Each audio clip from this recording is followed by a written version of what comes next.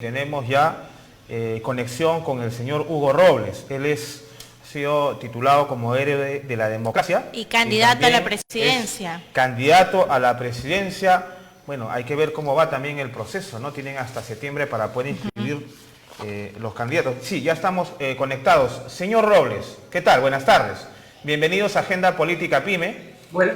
Y bueno, un primer análisis de lo que acaba de ocurrir, el nuevo gabinete del señor Marcos. Bueno, buenas tardes, antes que todo, a todos los televidentes, radioescuchas del programa Agenda Política Pymes. Bueno, sí, en primer lugar, ya lo había dicho en una conversación que hemos tenido entre los correligionarios de nuestro partido, que la verdad que era un tema sumamente difícil para un profesional tener que hacer frente a una responsabilidad tan grande en las circunstancias que se encuentra, digamos, el gobierno, con una política venía menos, con temas de corrupción, entre comillas ahí o en paréntesis, que no se ha hecho absolutamente nada, y que con unas incertidumbres desde el punto de vista económico, que más tarde nos tendrán que pasar la factura a todos los peruanos, y sobre todo en el aspecto de la reactivación económica, particularmente en lo que se refiere a todas las pequeñas y microempresas. La verdad es que en ese entorno político, yo ayer llegamos a la conclusión de que difícilmente para un profesional que se respete podría, que se respete podría aceptar un cargo en una cartera, salvo que, digamos, su interés por los peruanos, por solucionar los problemas del país, sea notoriamente conocido. Y quizás por ahí, digamos, encontremos la respuesta de la designación del premier Ruiz Alter, ¿no? A quien le envío saludos y felicitaciones, un buen militar, un buen profesional, y creo que a él sí se le puede distinguir haber aceptado, digamos, esta responsabilidad, digamos, por sus méritos o por su destacado amor a la patria demostrado durante su permanencia en el ejército, ¿no?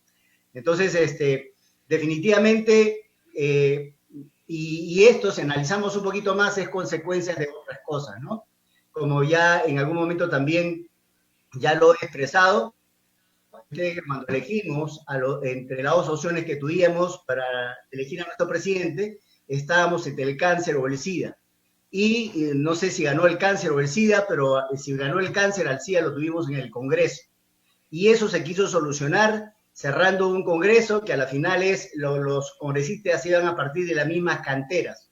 Ahora nosotros los peruanos estamos en incertidumbre porque no sabemos si la guerra va a continuar entre el Ejecutivo y el Legislativo, porque a las finales, según lo expresado por el demócrata cateriano, de repente pues la manzana de la discordia todavía sigue. Si es que es cierto lo que dijo, que estaba cierto, digamos, la aprobación o el Estado, o el dar la confianza, estaba supeditado a dos nombres, ¿no? Dentro de los ministerios o de los ministros.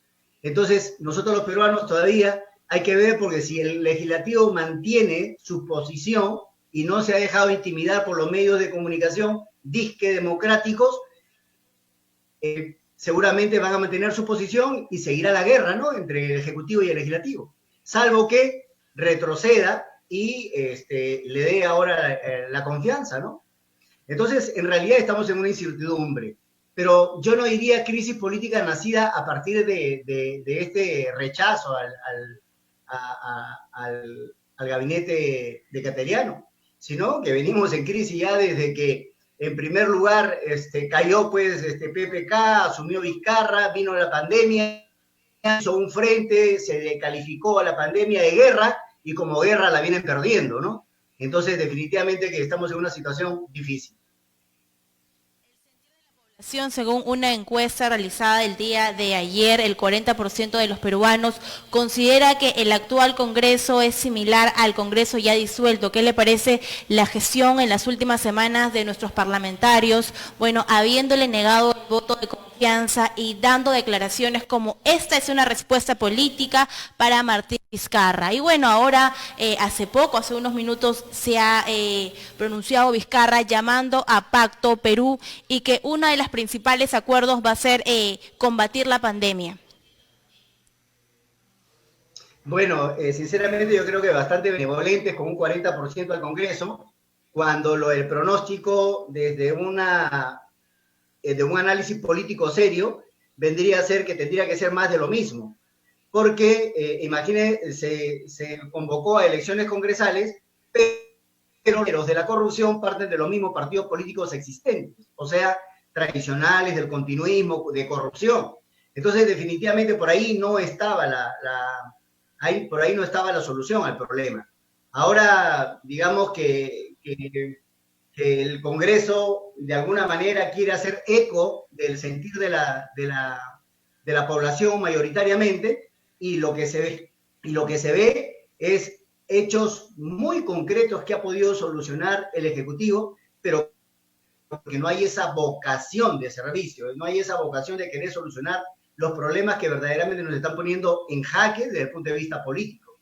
Entonces, definitivamente que el 40% para mí resulta un poco benevolente, diría yo, ¿no? Para el Congreso de la República.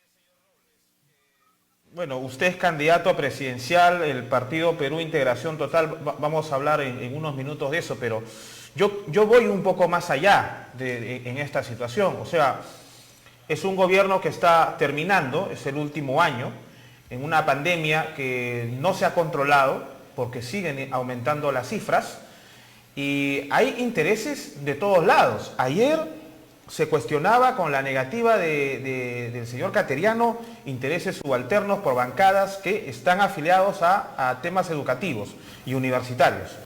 Y por el otro lado está una gestión que en realidad un poco tambaleante, con una crisis que no ha sido controlada a pesar de haberse cerrado, ser uno de los primeros países que cerró fronteras y tomó medidas.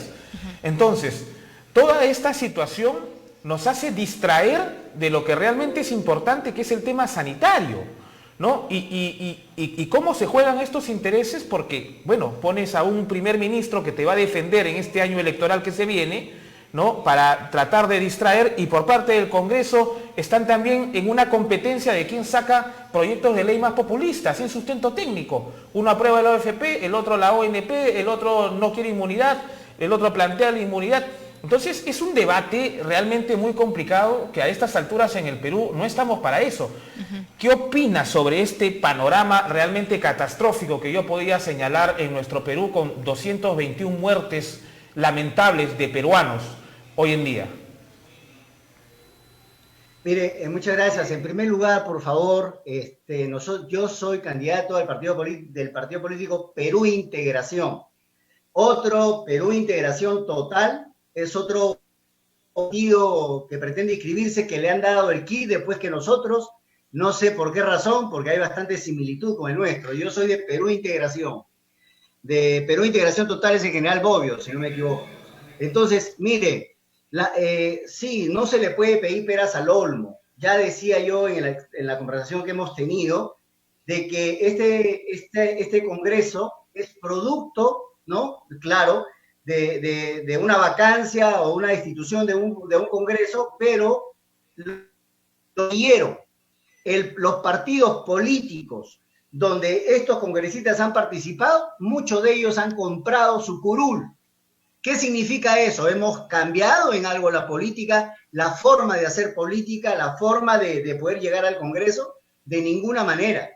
Entonces, los temas que se están planteando, y a propósito no le escuché muy bien su planteamiento con respecto al tema de educación, pero de manera general le digo de que si he llegado el ministro Cateriano, que era prácticamente un chantaje, y le decían de que, bueno, si quieres me sacas al ministro de Educación para poderte, o para ver la posibilidad que si se le pueda dar la confianza, pero sin embargo, por eso digo, la manzana de la discordia existe. Si fuera cierto lo que ha dicho el demócrata Cateriano, que parece que se ha quedado con las costumbres del Congreso anterior, donde todo se movía con arreglos bajo la mesa, con lobbies, con botitas.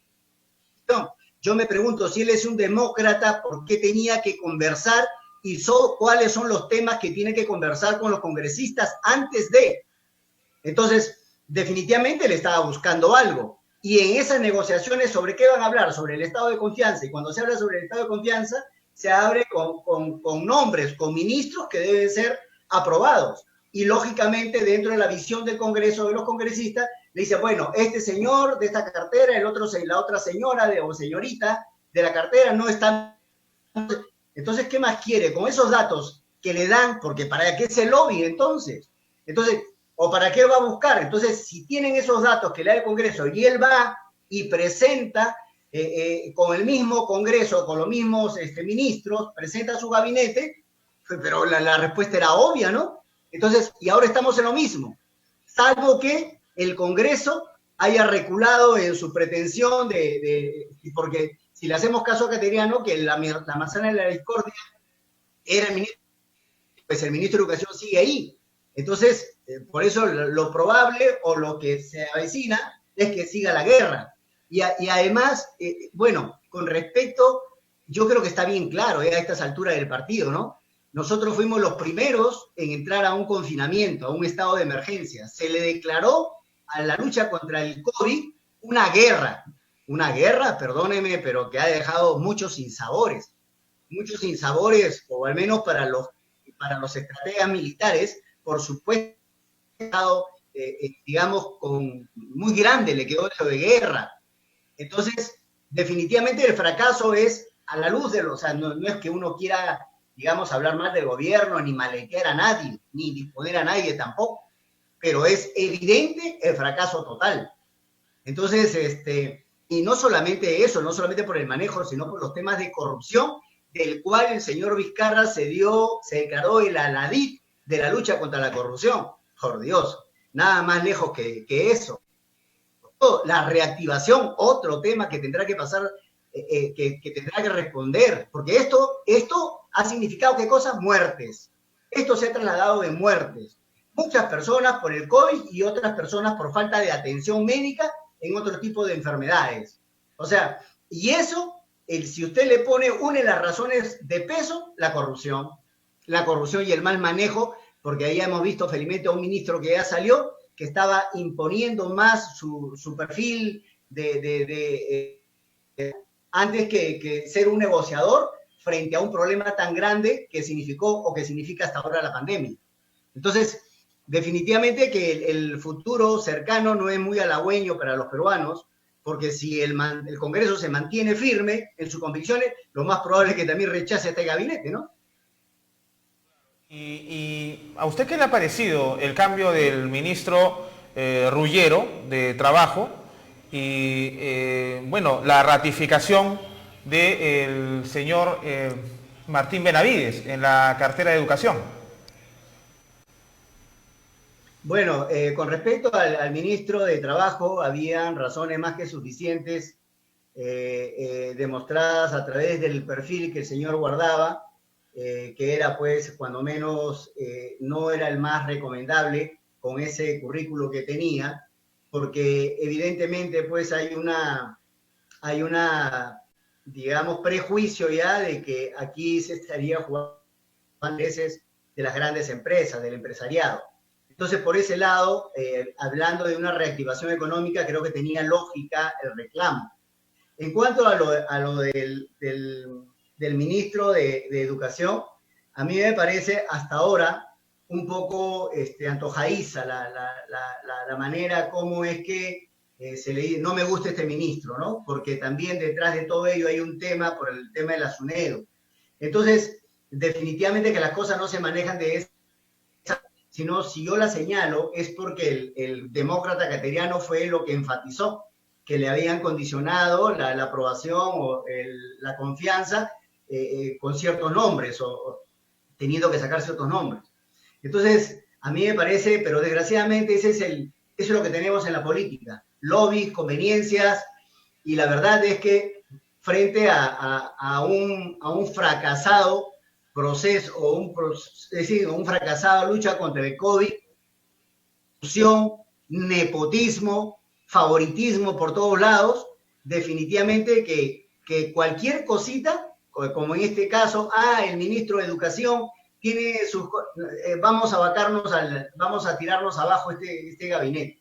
Y la verdad es que sí, a las finales se está haciendo bastante irresponsable con el destino de todos los peruanos. Porque si bien es cierto que ya estamos en crisis, ¿no? Política, sanitaria, económica, estas peleitas de callejón entre el Ejecutivo y el Legislativo, indudablemente que incrementan el problema y definitivamente que agrava más la situación de todos los peruanos. ¿Qué le parece la gestión que viene realizando en esa área económica, de la reactivación económica y el trabajo con las pymes, ¿no? Que son principalmente nuestro público objetivo y son los que mueven la historia de nuestro país? Bueno, para mí es lamentable. Para mí es muy lamentable porque, bueno, ojalá que no sea la crónica de una muerte anunciada, pero ya se ha dicho de que las empresas, el 70% del paquete de apoyo social en reactiva, ¿no? Para el 70% de ese dinero destinado para reactivar la economía, ha ido pues a empresas grandes que ahora se sabe que no necesitarían.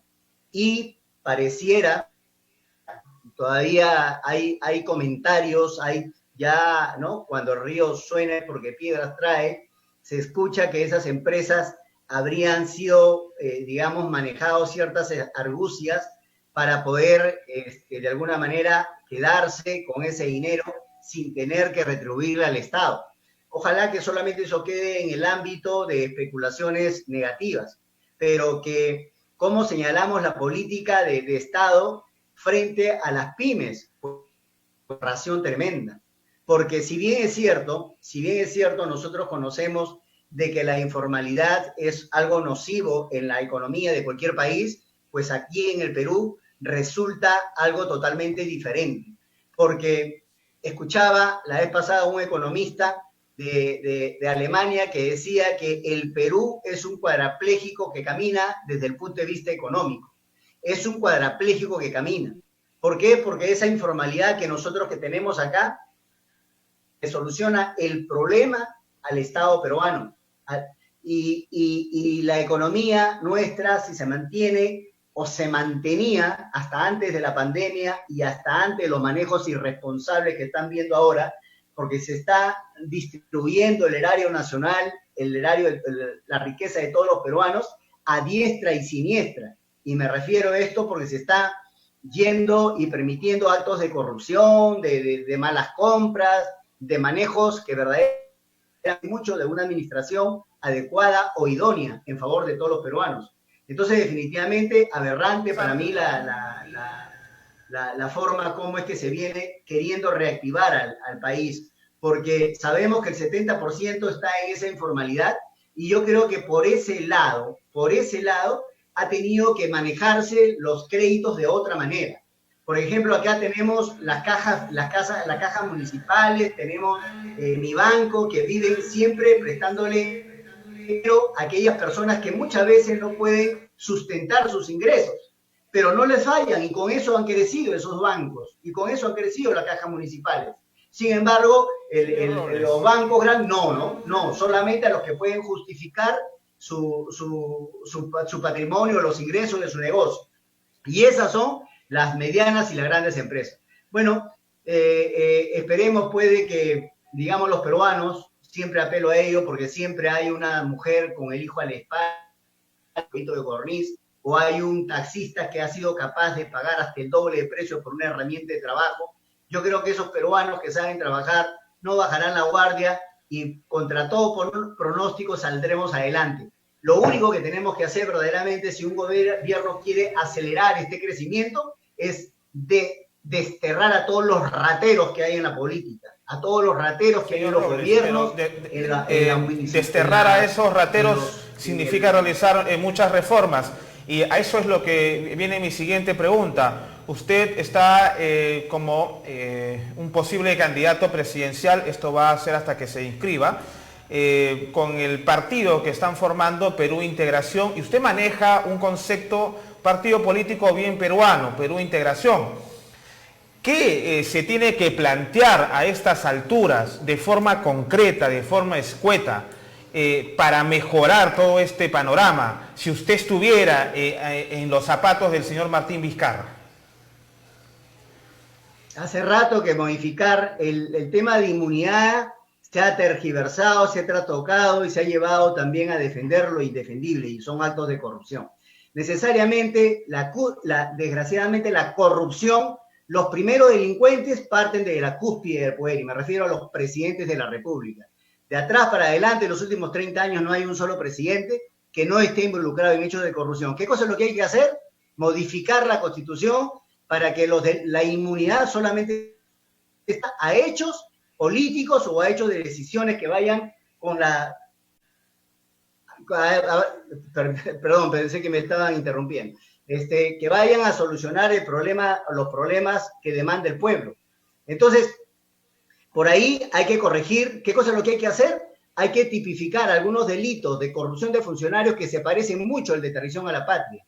No puede ser que un gasolinazo o dineros que se destinan para la seguridad solamente quede en el ámbito de un peculado, de un cohecho, y no vaya a ser calificado como verdaderamente corresponde traición a la patria. Y así, varios delitos... Pero como urgencia está el sector salud, ¿no? Y la reactivación económica. Sobre ello nos interesaría escuchar. Deberían ser tratados como traición a la patria. Y eso significaría también endurecer las penas para los delitos de corrupción de funcionarios con pena mínima de 15 años, pena máxima de cadena perpetua, y que tengan que trabajar, pagar su permanencia a costa de todos los peruanos, requisándole todos sus bienes y persiguiendo la deuda hasta la cuarta o quinta generación. Entonces, eso, castigar la mentira, no puede ser posible que no son mis agendas, yo no firmé, y a la final eso no sea utilizado como un mecanismo de defensa y no castigado como corresponde. Entonces, ¿qué cosa de castigar la mentira? En primer lugar, va a estar un poco complicado, ¿no? Porque ahí le quitamos el trabajo a un montón de abogados. ¿Cómo? Bueno, señor Robles, para finalizar, ¿cuál es la ideología del partido que usted está liderando y representando? Muy breve, por favor, porque ya estamos sobre la hora, usted disculpará. Cuando usted me habla de ideología, generalmente se refiere a si uno de izquierda o de derecha. Nosotros tenemos una ideología centrada en el amor al Perú y a todos los peruanos, con un patriota auténtico que tenga que tomar las cosas que corresponden de la derecha y también la doctrina de la izquierda para poder gobernar en favor de los intereses del Perú. Basta ya, PPK se llamó de centro izquierda, y a la final nosotros estamos pretendiendo acuñarnos un título de ideologías, cuando a la final lo que necesitamos los peruanos, es que no hayan rateros en los gobiernos. Eso es lo único, y después necesitamos de la derecha para crecer. No hay país que no haya crecido, y lógicamente necesitamos para ello un concepto de revolucionario, pero un revolucionario del cerebro, de la cabeza, de la inteligencia. El revolucionario que quiere sangre el día de hoy es un sanguinario, no un revolucionario. Claro, pero entonces, hay conceptos políticos y sociales a los cuales usted se tendría que adoptar un poco más o acercar un poco más. Con el deseo de volver a hacer de nuestro país un país grande, próspero, humano, como ya lo ha sido en la época de nuestros años. Sí, a lo que me refería al consultarle el tema ideológico era al acercamiento que usted pueda tener a algunos conceptos dentro de la política, como el socialismo, capitalismo, marxismo-leninismo y todo este tipo de liberalismo clásico, ¿no? O sea, ¿con cuál usted se identifica? Porque su perfil es bastante marcado, con todo lo que le he escuchado, y aparte usted ha sido un coronel que está en fase de retiro. Entonces siempre la apariencia militar... hay cierto temor en la sociedad peruana, ¿no? Se ha visto con el tema de también, ¿no? Exactamente, con Humala.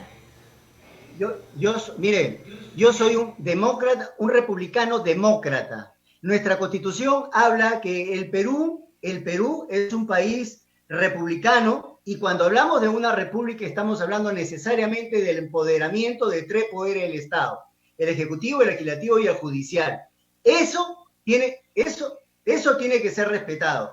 En base a la ideología, si más presencia del Estado, menos presencia del Estado, de una democracia liberal o no, o sea, de John Locke, de los dos son necesarios. Nosotros no hacemos doctrina política y nosotros tenemos que ver que nosotros representamos el 0.42% de la población mundial sin doctrina política, sin una educación de calidad, y no vamos a estar queriendo poner reglas de juego en cuanto a pensamientos ni a corrientes ideológicas. Lo que nosotros necesitamos acá, cosas muy pragmáticas, muy prácticas, que se tienen que, imagínense una postura del marxismo-leninismo en Cuba, que pasan 50 años y tiene que darle la mano después a los americanos, un marxismo-leninismo, y como Venezuela, que ahorita está y así sucesivamente. Entonces, definitivamente acá, creo que también hay un libro de El fin de las ideologías, ¿no? Entonces, nosotros aquí, con las cosas muy pragmáticas, con las cartas sobre la mesa, y acá lo que el Perú necesita es no tener rateros en la administración o en la política. Y eso lo tenemos que construir. Por eso que estamos construyendo con mensajes muy claros. El dinero no puede seguir siendo el rey, amo y señor en la política por encima de las virtudes magnánimas que debe ahorrar a un político. Entonces, y el otro que nosotros hemos venido construyendo con un programa de tú sí puedes volver a ser del Perú un país grande, próspero y humano, porque los partidos políticos existentes han conseguido sus adherentes regalándole un paquete de galletas o con una dádiva, lejos de hacer una ideología, de vender objetivos políticos, de un ideario. Nosotros venimos haciendo eso hace 3 años. O sea que esos medios de comunicación más demócratas no tienen nada de demócratas si no hacen investigación. Porque si no supieran de que hay un partido político que estamos naciendo no con caudillos, con un programa, así con un ideario, porque Perú Integración no es Hugo Robles. Muchas gracias y disculpe usted. Esperamos tenerlo próximamente aquí en el set para seguir conversando sobre todos los temas. Nos ha faltado dialogar de la reforma política que está todavía suspendida en el Parlamento. Muy amable por conversar con nosotros en Agenda Política.